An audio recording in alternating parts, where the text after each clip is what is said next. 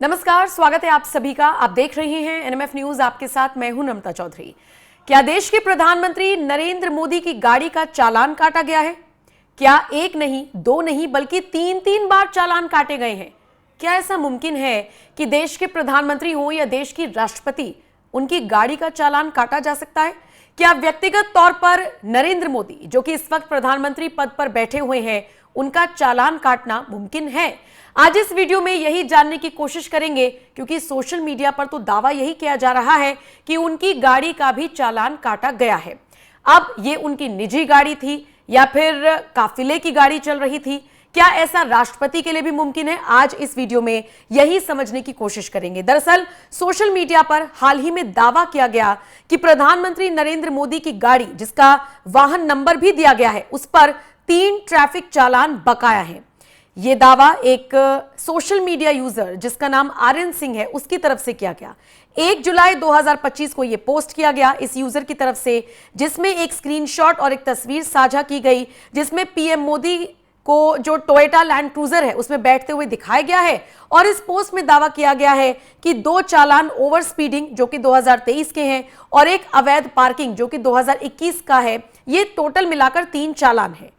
हालांकि यह स्पष्ट कहीं भी नहीं किया गया, ना ही इस पोस्ट में और ना ही किसी भी वेबसाइट पर, कि यह गाड़ी वास्तव में प्रधानमंत्री की निजी गाड़ी है या सरकारी काफिले का हिस्सा।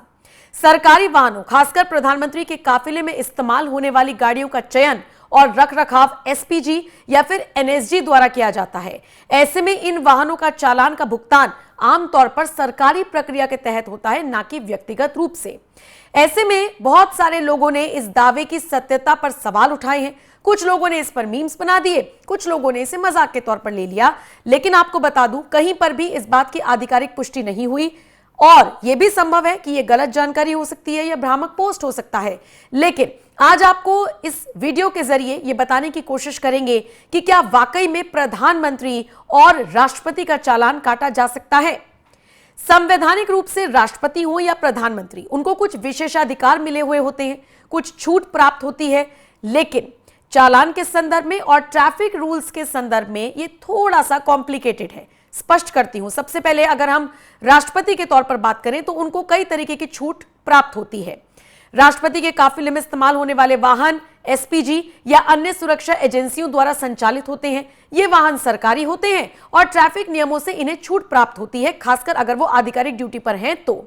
अच्छा, अगर कोई उल्लंघन होता भी है तो चालान वाहन के ड्राइवर या संबंधित विभाग पर होगा, ना कि राष्ट्रपति के नाम पर। अब आ जाइए इसी संदर्भ में बात कर लेते हैं प्रधानमंत्री को लेकर।